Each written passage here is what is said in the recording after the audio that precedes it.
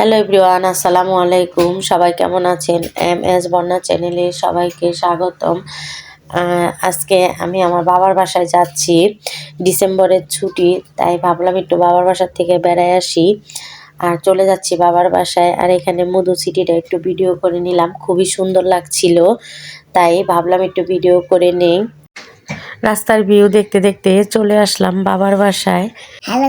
বাবার বাড়ি চলে আসছি। আর ফাতেমা আমার সাথে বসে আছে, তাই ফাতেমা আমার সাথে ভয়েস দিচ্ছিল। ফাতেমা, আর বাসায় ঢুকে দেখি বাসায় কেউ নাই, বাসা পুরাই ফাঁকা। মা গেছে দাওয়াত খেতে, আর আমরা তো হঠাৎ করে চলে আসছি, তাই মাকেও জানানো হয়নি। বাসায় আস্তে আস্তে সন্ধ্যা হয়ে গেছে। ভাবলাম মা বাসায় নেই, একটু চাচার বাসার থেকে ঘুরে আসি। আর এখানে বড়াব্বুদের বাসায় ঘুরতে আসছিলাম। কাকি চা বানিয়েছে, পুরি, আলুর চপ, বেগুনি দিয়েছিল, খেয়েছিলাম সন্ধ্যার সময় সবাই মিলে, চাচাতো ভাই সহ।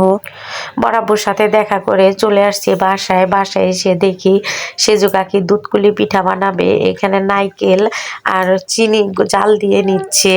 এখানে 10 কেজি দুধকে জ্বালিয়ে 5 কেজি করে নিয়েছে। আর পিঠার ডো তৈরি করে নিয়েছে। পিঠা বানাতে বানাতে প্রায় রাত 4টাই বেজে গেছে। আর সবাই তো অনেক কথা বলেছি, অনেক মজা করেছি। মজা করতে করতে পিঠাগুলো বানিয়ে নিচ্ছে। এখানে আমার একজন প্রিয় মানুষ ছিল, সে কিন্তু রিস্তায় আমার আন্টি হয়, কিন্তু আমার বান্ধবীর মতোই দুজনে একসাথে বড় হয়েছি।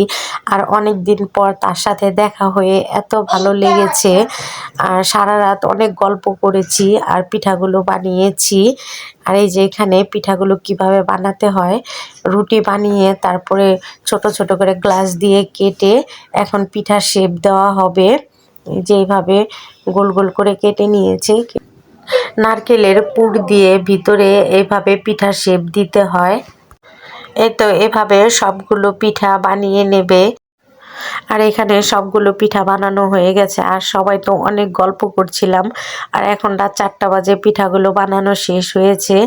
আর এদিকে আমার কাকি দুধগুলো তো আগে চাল দিয়ে নিয়েছিল ভালো করে চিনি দিয়ে, আর এখন পিঠাগুলো দিয়ে দিচ্ছে। এই পিঠাগুলো এভাবেই দিতে হয় শুধু। আর এখন শুধু একটা বলক আনবে, বলক আনার পরে পিঠাটাকে নামিয়ে ফেলবে। এই যে এখানে বলক এসে পড়েছে, আর পিঠাগুলো এখন নামিয়ে নিচ্ছে। আর এখানে পিঠাটা হয়ে গেছে, এখন নামিয়ে নিচ্ছে। শুধু দুধকুলি পিঠা না, এখানে ভিজা পিঠাও বানিয়েছিল আমার কাকি। আর অনেকগুলো পিঠা বানিয়েছে, মানুষও অনেক ছিল, তাই পিঠাও অনেকগুলো বানিয়েছে। পিঠাগুলো অনেক মজা হয়েছে, খেতে খুব মজা লেগেছে পিঠাগুলো।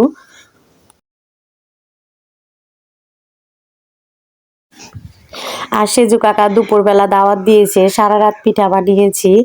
আর দুপুরবেলা আমার কাকা বিরিয়ানি পাকিয়েছে। বিরিয়ানিটা খেতে অনেক মজা হয়েছিল। আমার কাকার হাতের বিরিয়ানি খেতে কিন্তু অনেক মজা হয়। যদি আপনাদের খাওয়াতে পারতাম তাহলে বুঝতেন যে বিরিয়ানিটা কত মজা হয়েছে। আর সবাই একসাথে বসে খেয়েছি, চাচাতো ভাই বোন সবাই একসাথে অনেক মজা করে খেয়েছি। আজকের ভিডিওটি কেমন লেগেছে সবাই কমেন্টস করে জানাবেন। পরবর্তী কোনো ভিডিওতে দেখা হবে। আল্লাহ হাফেজ।